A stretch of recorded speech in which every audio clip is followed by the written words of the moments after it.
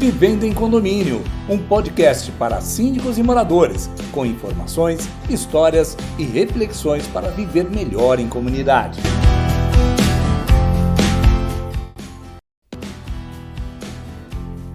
Olá, que bom ter você aqui no nosso podcast Vivendo em Condomínio, com informações, histórias e reflexões para transformar a nossa vida em comunidade. Hoje vamos falar um pouco sobre barulho em condomínio. Você já perdeu o sono por causa do vizinho barulhento?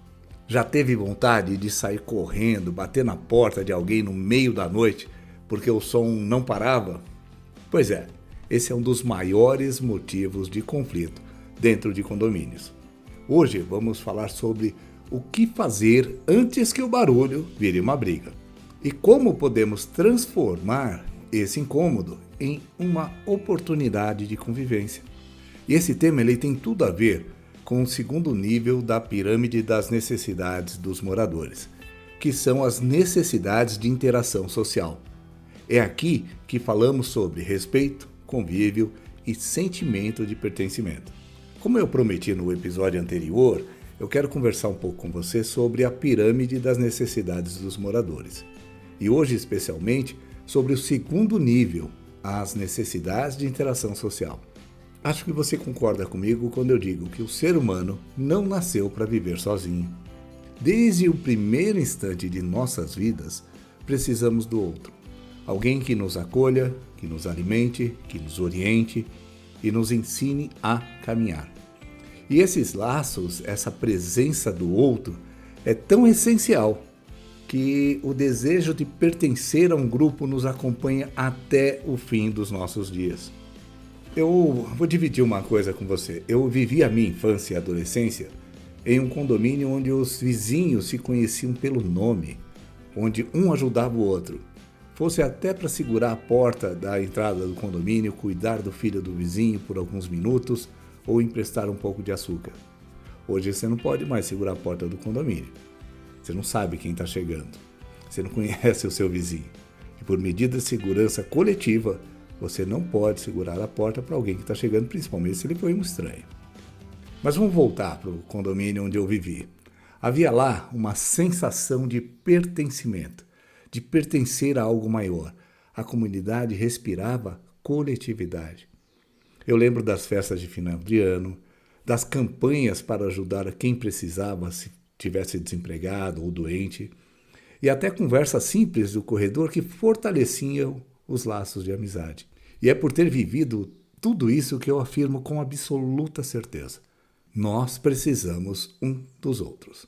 Quando conhecemos nossos vizinhos, passamos a ter mais cuidado com as nossas atitudes. Passamos a zelar pelo outro. E isso muda tudo. Muda o clima, muda a convivência, muda o modo como olhamos para o lugar onde vivemos. Em uma assembleia, por exemplo, eu posso discordar do meu vizinho. Está tudo bem, é normal, faz parte. A diferença é como eu faço isso. Não precisa levantar a voz nem transformar uma opinião diferente em um confronto. Porque o respeito, quando existe, ele é o fio invisível que segura a harmonia. A verdade é que, em um condomínio, assim como na sociedade em geral, a gente nunca sabe quando vai precisar do outro.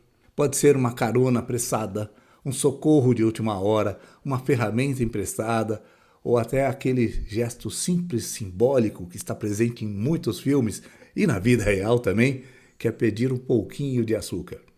E é nesses pequenos gestos que a convivência ganha alma. E o condomínio deixa de ser um conjunto de apartamentos para se tornar uma comunidade viva. Eu lembro de alguns casos, e um deles era de um morador que tocava violão todas as manhãs por volta de 9 horas. Era o único horário que ele tinha disponível para praticar o que ele gostava. O vizinho do andar de cima trabalhava de madrugada e chegava em casa depois das 7 horas da noite, depois das 7 horas da manhã, e ia dormir. Resultado? Uma guerra de bilhetes, de e-mails, reclamações na portaria, registros no livro de ocorrência, até que um dia resolveram conversar. E esse vizinho que tocava violão descobriu que o barulho ultrapassava o teto e se ajustaram. Eles conversaram, se ajustaram e adivinha? Um mudou o horário para treinar, o outro dormiu tranquilo e acabou o problema. Veja que não foi a lei que resolveu, foi o diálogo. Um outro caso que me marcou bastante foi de uma senhora que morava em um condomínio e vivia reclamando do vizinho ao lado. O vizinho, preocupado com as reclamações, que eram constantes, resolveu ir conversar com ela. E nessa conversa, ele percebeu que não era o barulho que atrapalhava, mas o fato dela se sentir sozinha. Sensibilizado, ele passou a visitá-la de vez em quando, tomar um café. E as reclamações, o que aconteceram? Cessaram. Às vezes, o que parece um problema de barulho é, na verdade, um pedido disfarçado de atenção. Agora, algumas dicas práticas para fazer antes que ocorram brigas. Se o barulho ou o incômodo realmente estiver acontecendo, aqui vão algumas dicas, alguns passos antes de deixar a situação virar uma briga. Primeiro, observe o padrão. Esse barulho acontece no mesmo horário? Ele pode ser uma rotina, não uma fé. 2. Converse pessoalmente. Escolha um momento calmo, use um tom de voz sereno e evite acusar. 3. Não leve o problema para o grupo de WhatsApp. Expor o outro publicamente cria constrangimento e quase sempre piora a situação. 4. Comunique o síndico se o barulho persistir, mas de forma respeitosa e formal, sem transformar a administração em um tribunal. Essa é uma relação entre vizinhos, não esqueça. 5. Busque mediação. Em muitos condomínios, tem conselheiros ou administradoras que intermediam conflitos simples ou quando ultrapassam a simplicidade, quando ultrapassam o suportável. Em mais de 80% dos casos, os problemas são resolvidos com conversa, mas é preciso empatia e disposição para ouvir o outro. Cada um tem uma justificativa para os seus atos. Minuto da Lei. Conheça seus direitos e obrigações. E agora chegou o momento do nosso Minuto da Lei. Aquele quadro que transforma a informação em ferramenta de convivência. O Código Civil, no artigo 1336, inciso 4, é claro ao dizer que o condômino deve não utilizar sua unidade de maneira prejudicial ao sossego, à salubridade e à segurança dos possuidores. Em outras palavras, cada morador tem o direito de viver com tranquilidade e também o dever de não tirar a tranquilidade dos outros. E o que é considerado barulho excessivo? Segundo a jurisprudência, não é só o volume do som, mas a repetição, a intensidade e o horário. Aquele som que invade a casa do outro, atrapalha o descanso ou o trabalho, já é considerado abuso. O síndico pode sim notificar o morador que desrespeita as regras e, se o comportamento continuar, aplicar multa conforme a convenção. Em casos reincidentes, o condomínio pode acionar judicialmente o responsável. E as decisões dos tribunais brasileiros têm sido cada vez mais firmes quanto ao direito ao sossego. Mas veja bem, a lei deve ser o último recurso. O primeiro é sempre o diálogo. A lei protege o sossego, mas a boa convivência nasce do respeito. A lei define os direitos, mas a empatia é que mantém a paz. E se cada morador lembrar disso, praticar isso, o síndico deixa de ser o mediador de brigas e passa a ser o guardião da harmonia.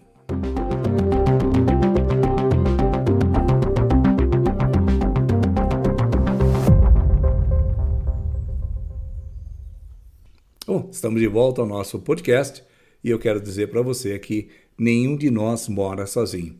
O condomínio é um espelho da sociedade. Se no condomínio não aprendemos a conviver, lá fora também não aprenderemos. Mas conviver não é apenas respeitar regras e manter o silêncio. É criar laços. É reconhecer o outro. É transformar o lugar onde vivemos em um espaço de vida, não apenas de moradia. E é sobre isso que eu quero te propor algo agora. Uma ação simples, leve e poderosa. Unir as pessoas do seu condomínio. Como? Não precisa esperar o síndico organizar.